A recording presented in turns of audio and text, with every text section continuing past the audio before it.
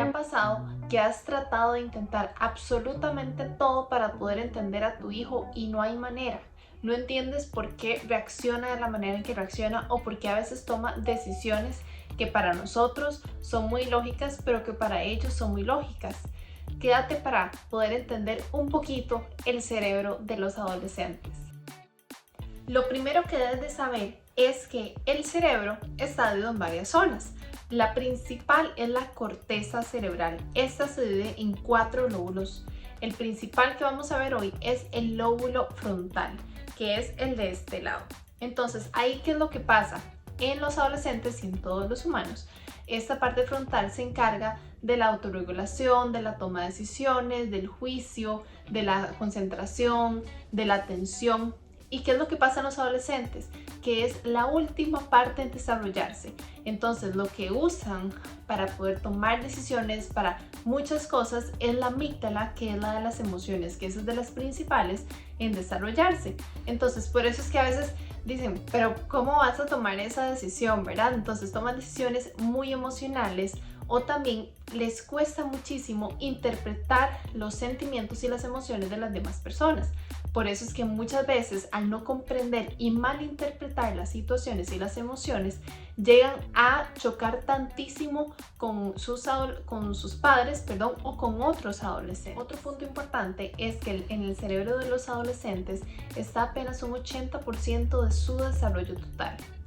Hay una parte que es como la parte del riesgo, que es antes del raciocinio. Entonces, ¿qué es lo que pasa? Que en el cerebro hay muchas conexiones. Entre cada conexión hay un aprendizaje nuevo. Cada vez que se da una conexión es porque yo aprendí algo nuevo. ¿Qué es lo que pasa en la zona de riesgos? Hay muchas sinapsis inconexas. ¿Qué sucede? Entonces, conforme va madurando el cerebro, ya se van haciendo más sinapsis y es lo que el cerebro se va haciendo más racional. En la adolescencia, ¿verdad? No hay esas conexiones, por ende, se toman muchos riesgos. Entonces, ¿qué podemos ver con eso? Que el cerebro adolescente y el cerebro de un adulto no significa que es solamente una madurez psicológica, sino también que es una madurez biológica. Por eso no podemos pretender tratar a un adolescente como se trataría a un adulto o que nos interprete de la misma manera que nosotros creamos que nos interprete. Por ejemplo, con el tema del alcohol, el cerebro del adolescente es muchísimo más susceptible a este tipo de sustancias y al crear una adicción que el cerebro de un adulto. No quiere decir que un adulto no se da una adicción, pero es muchísimo más susceptible en un adolescente. También al tener unas sinapsis alargadas, ¿qué nos quiere decir eso? Que el adolescente va a tener mayor aprendizaje, mayor facilidad para el aprendizaje, pero va a tener mayor susceptibilidad para el estrés y la presión externa, la presión social, que es lo que nos tendríamos siendo adultos. Hay algunas estadísticas que me gustaría compartirles hoy para que puedan entender un poquito más el por qué no podemos tratarlos como adultos, porque no tienen la madurez ni tampoco para tomar decisiones de un adulto. Las estadísticas nos indican que los adolescentes son 4 veces más propensos a estar involucrados en un accidente de tránsito que los adultos. También que cerca de 2/3 de los adolescentes creen ceder ante la presión social más que los adultos.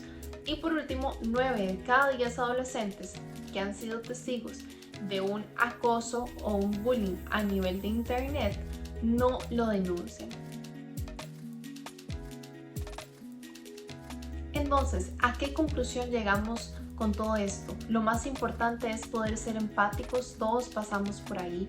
El cerebro de un adolescente está en una constante construcción y es un enredo por todo lado, más el estrés de ser adolescentes. Entonces, poder ser empáticos con ellos. Mucha de la queja que viene a mi consulta es: mis papás no me escuchan, mis papás solo me dicen lo que yo debo o no debo de hacer, pero lo que menos hacen es escucharme, nunca me entienden. Entonces lo importante es sentarse con su hijo, poder escucharlo, poder ser empático sin emitir ningún juicio, interesarse en sus amistades, interesarse en lo que hace, darle su espacio, escucharlo, sobre todo escucharlo.